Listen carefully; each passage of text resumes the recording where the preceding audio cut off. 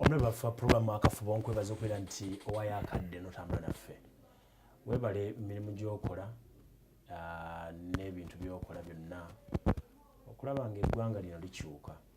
Tuli mu nnaku bannaffe aba NRM batambulidde ogenda okusalawo ku biki ekibiina kino we kiyinza okubeera nga kigenda mu maaso.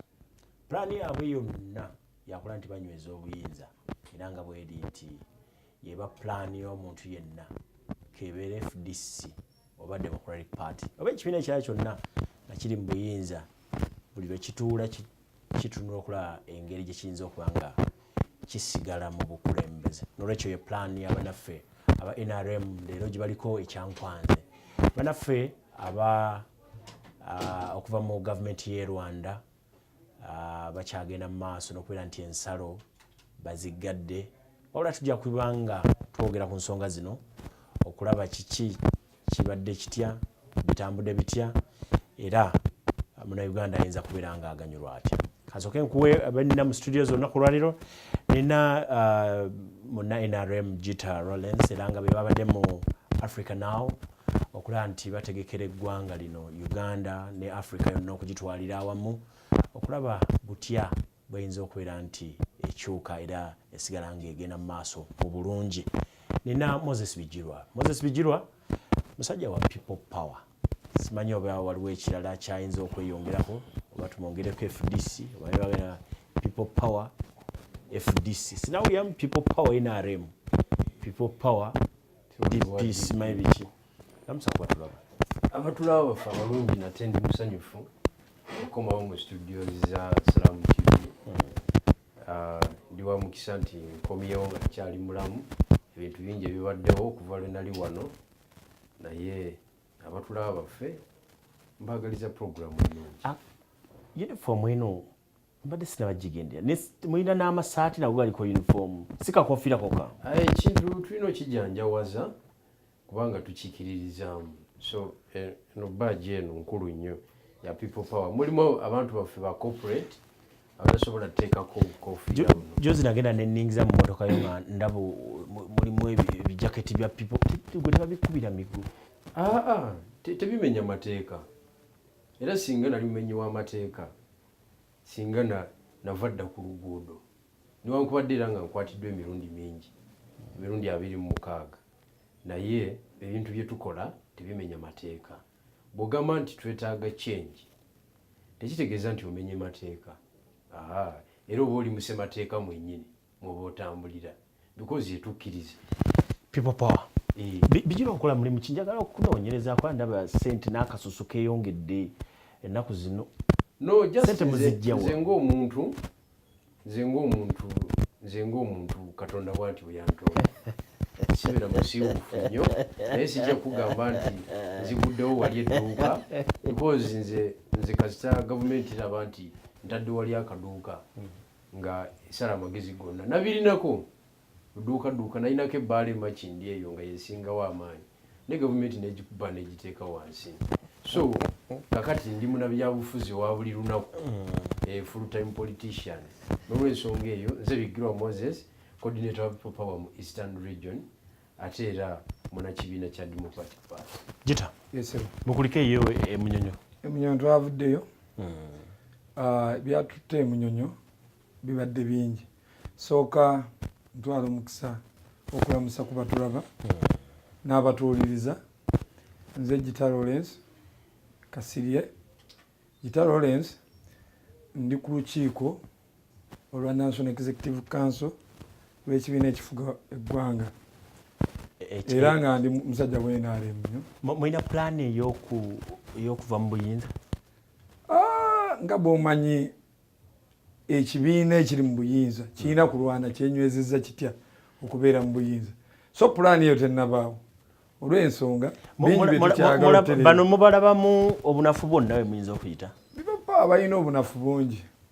Ekisooka NRM yaleeta ekigambo People Power kuba mu constitution ya Uganda gye twateekawo eyakolebwa mu 95 yeyogera ku kigambo obuyinza obuzza eri abaki abantu yensonga lwaki tutegeka akalulu ne tuwa abantu omukisa okulonda. That is People Power. So people power NRM tewali kipya kibaleeta kubanga abantu abandowooza mukimanyi gavumenti eno President Museveni yagijja nti Uganda experiencing ebizibu bingi mujjukira nti nga twakafuna obwetwaze mu 62 abakulembeze abazze babaawo enkyuka ya gavumenti ezze ekyuka teri bonna buli omu agenda tayagala agenda tayagala naye era waalingawo kuwambibwa so kuwamba bukulembeze naye okuva President Museveni lwe yajja mu buyinza mulaba embeera ezzeewo kuva mu 86 abantu balina eddembe abantu beekolera ebintu byabwe abantu balima abantu industries zizzeewo ebyo byonna bireeteddwawo President Museveni pozi ku kino ekyemunyonyo kyoyogerako tulina ekintu kye tuluubirira ng'ekibiina ekiri mu buyinza oba gavumenti etwala eggwanga lino nti tulwanirira okwegatta kwa Afrika. Ekimu ku kyatutte emunyonyo oba ekyabadde emunyonyo tekyabadde ku kibiina kimu ng'NRM. Kyova olaba nti walabye abakulembeze b'ebibiina nga Nobert Mao, Vice President we FDC gundi Salamu Musumba baabaddeyo n'ebibiina ebirala byayitibwa so kiri tekyali kya bibiina ekyemunyonyo. Era twebaza nze nebaza NBS wayakwata program z'emunyonyo zonna byali live mukulu Ken Kalisa ate y'omu ku bakulira African Leadership gundi eyo gye twaliko okutwala okulaba nti Africa yeegatta.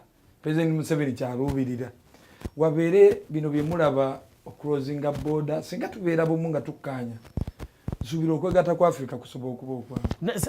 mu lukiiko luno Ssaalabye Kagame kyavudde ku ki?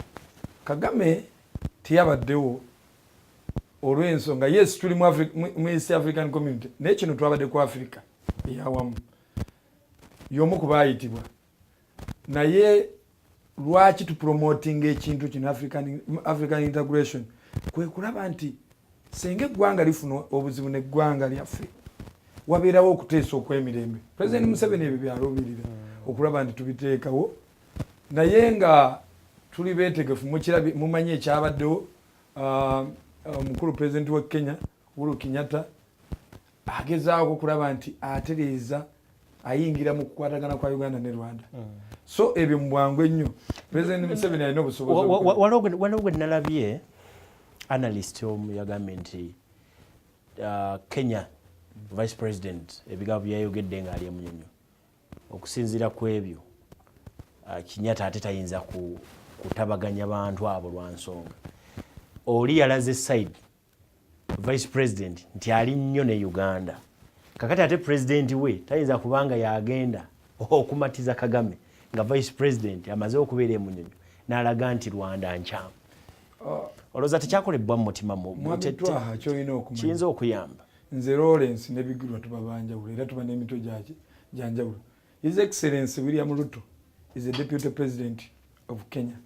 Bw'abeera Deputy President wa Kenya byayogera bisobola okuba ebibye nga ye ate kyeyakwotinze yagambye ffe President Museveni ye yagambye nti yalaba President Museveni ng'omu ku taata wa Africa of which wetugenda wano mu Africa President Museveni is a factor.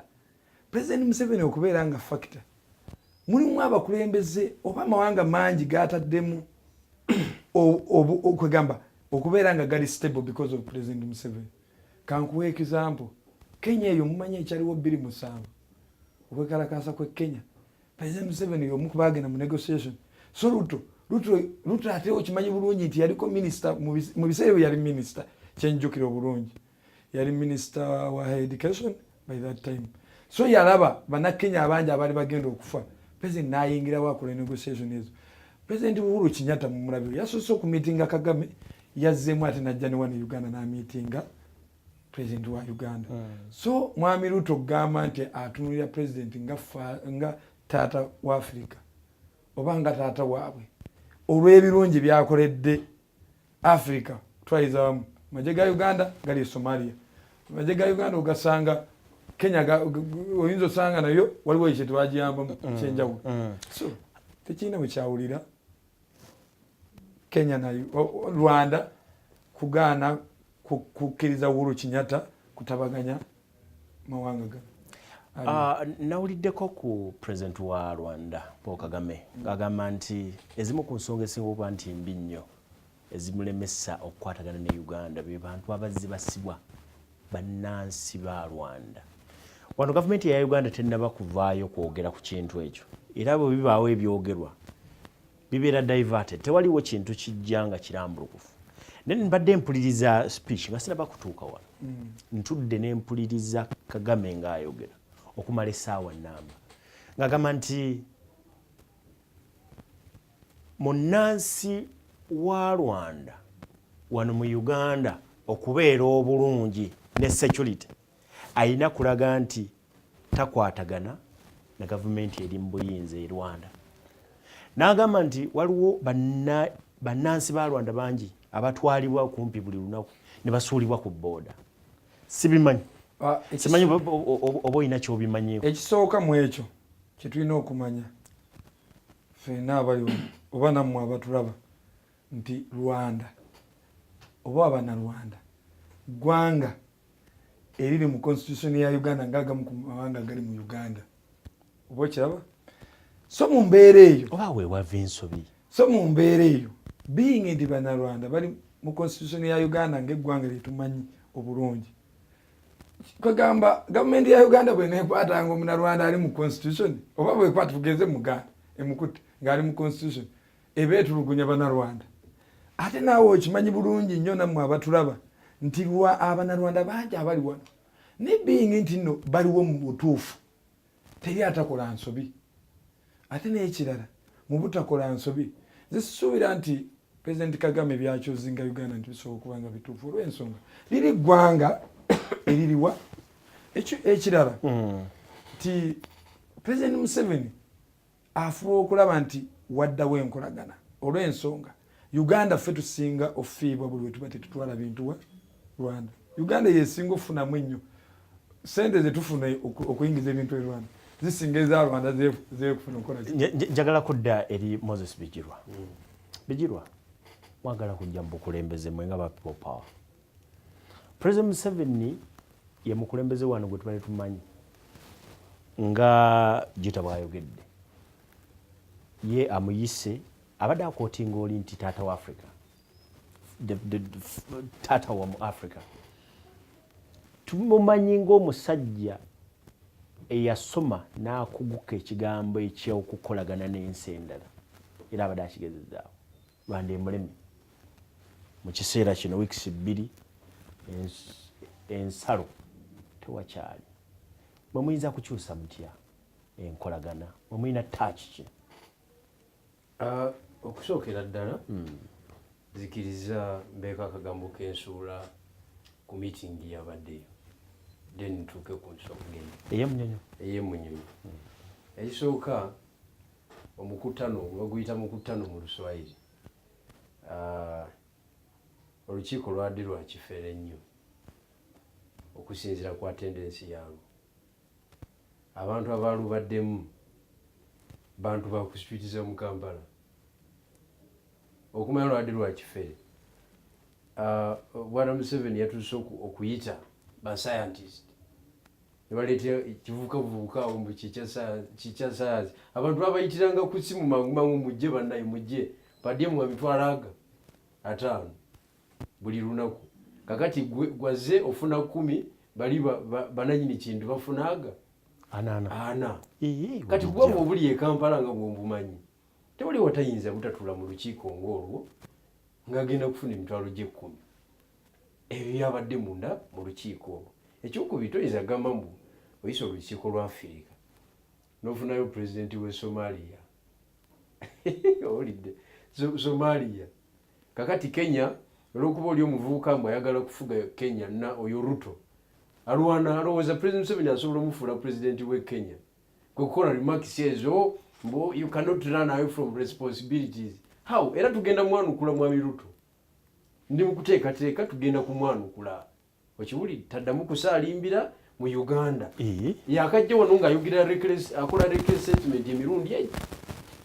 Yasooka n'agenda e Kabucholo eyo n'ayogera ebigambo ebitategeerekeka. Yazzeemu. So alina okumanya nti eno nsi endala erina interest ez'enjawulo. Kuzize ng'omuntu era tugenda kumwanukula. Ekyokubiri ku nsonga y'e Rwanda Rwanda, the Republic of Rwanda, n'ekigambibwa nti erina obutakwatagana ne Republic of Uganda si kituufu. Ekyo kyo njagala okimanyi from the intelligence point of view, because tuba tulinayo ensalo nzigalise va ku byensalo. Kati President Museveni politics gwazanya wabutateekawo kalulu 221 ye politics gwalimu naye abantu tebakimanyi. Ayagala kuteekawo because atidde mu ango zonna okiwulidde. Kati oli ye munywanyi we gwasobola okuteekawo embeera naye militarily, okay, because oli mutabanyi we. By all standards Kagame talina kyabanja Uganda. Yazaalibwa 1958. ekyogerwako nti waliwo abanyarwanda bali mu makomera ga wano. Ebyo byo niyo bibeerawo. Ebyo tebituusa kugaza boda. Ebyo bya bulijjo. Kagame ali eri atugumbula, nono aliwa n'atugumbula. Ebyo si bibi, ebyo issue bwa bulijjo nnyo. Alumba ne South Africa n'awanulayo abantu, e Kenya ajjewo abantu bangi nnyo e Nairobi. Okiwulidde? In fact, Nairobi waliwo ebbaala bagiyita 680. Okiwulidde? Kasito oli kasita ayingiramu bw'ati ng'ayambadde jaketi ya leather, abantu bafuluma bufulu bamanya wa intelligence y'e Rwanda. Kuba Abanyarwanda we bali bangi mu Nairobi awo bafuluma bufulumi. So ebwo busonga butono nnyo okusiba omuntu e Kampala n'okusiba omuntu e Rwanda. Ekikulu ekiriwo creating a situation enaabeera based on obutateekawo kalulu 221 nti waliwo state of emergency. N'olw'ensonga eyo katusooke tugikole. Era emundu ejja kuvuga mu wetugenda mu maaso eyo abafa bafe ku ekyo. Okiwulidde? Politics mugazi nnyo, era woba omulabira kumpi wano tosobola kubimanya. Politics aliwo mugazi nnyo because kati gwe fumiitirizaamu Rwanda nka Kagame abanja aki wano kyagamba mbu tumukoseza nnyo n'olw'ensonga eyo agadde ne boda tekiriwo. Kagame akimanyi bulungi nnyo nti kumpi Rwanda yefuga Uganda in terms of human resource. Buli kifo ky'otuukamu kyonna ekisalawo kirimu Banyarwanda. Wano e Kampala sente bwe bazibba wano bwe badeveloping eri. So tasobola ekisooka tasobola kusurvivinga nga talina Uganda. Okiwulidde? So bateekawo buteesi situation kwe banaabeesinga baleme kuteekawo kalulu 221. Naye ffe tetugenda bakkiriza ebyo tubiraba era tujja bikubamu ebituli tumugayo Museveni tukulaba ne baguzanya politics. Okiwulidde okuwudiisa abantu ne mutabanyiwo Kagame. Katugenda tuwumulemu ko katono atulaba tukomawo.